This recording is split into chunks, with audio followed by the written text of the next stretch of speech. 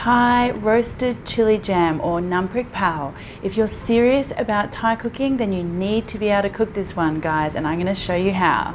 So this is one essential condiment that I think a lot of people outside of Thailand don't know enough about, and it's Prik Pao, and it's a roasted Thai chili jam, I guess you would call it, but we use it in loads of different things, like to make tom yum soup, or to make stir fries, or even just to spread it on some bread. So there you go, an all-round awesome condiment.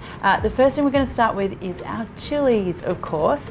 Now in Thai, these fresh are called Prik Pao, but these of course are dried, and they are a mild chili, so they're not super hot. And the best way to deal with these is to cut them in half, and I just want to take out some of the seeds. A few of those seeds will sneak in there, but I want to take most of them out, and that's mainly because I want to preserve a really lovely deep dark red color, and the seeds tend to dilute that a little bit. Now if you see any stems or hard bits at the end, just cut those off.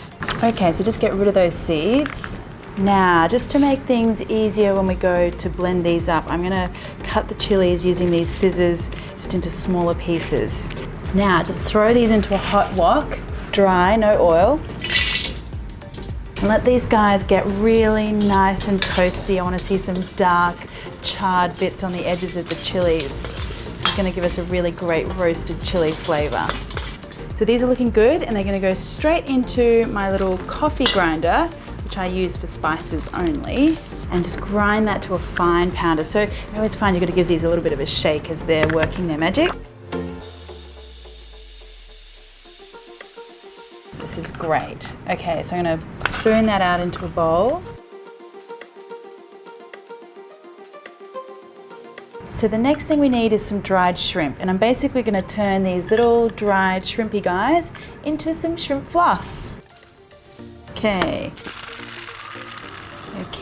see what I mean about shrimp floss? Okay, I'm going to put that out into a bowl.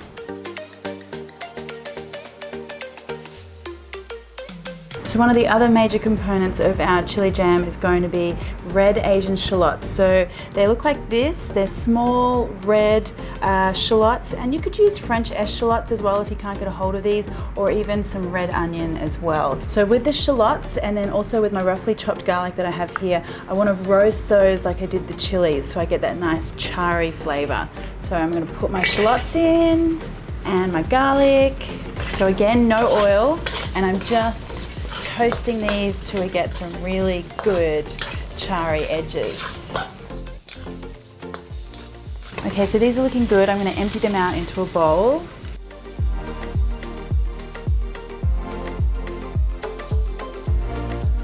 And then for the sweetness in our jam, we want to use some palm sugar. And what you need to do is just take a knife and shave off pieces of the palm sugar.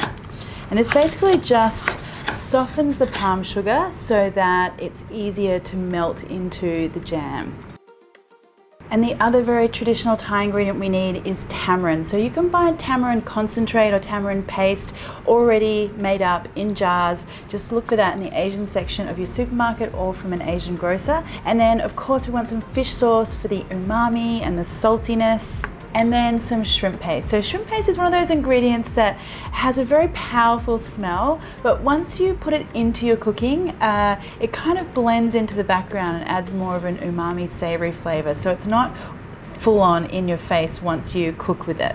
Okay, so we need to get everything into a blender. So first up, our roasted shallots and garlic, and our dried shrimp that we turned into shrimp floss, and that beautiful roasted chili powder, palm sugar, tamarind, fish sauce, and the shrimp paste. Now, if you find that the ingredients aren't quite blending smoothly, you can always add a little bit of oil at this stage as well. So just keep that in mind if you're getting a bit stuck with your blades inside the blender. Okay, so this is the texture that we're looking for. Already smells amazing, all the beautiful roasted chili and the aromatics, but there's one more step in the wok that we need to do to get this really sweet and jammy. So we're gonna give it a good fry in some oil.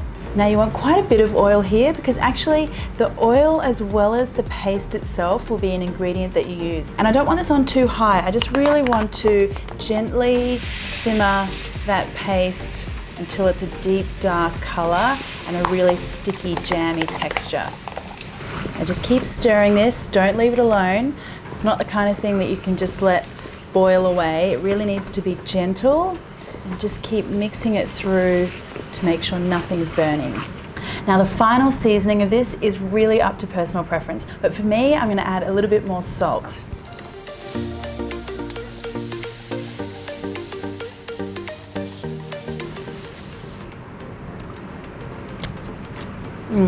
Just perfect. Yum. So this goes into a jar and I just pop this in the fridge and I've kept it up to 5-6 months. It's perfectly fine in the fridge. So there you go guys, an essential Thai condiment. You can make it home yourself. And if you'd like some recipe ideas on what to do with your Prik Pao, please head to my YouTube channel. I've got loads of ideas there for you. See you next time.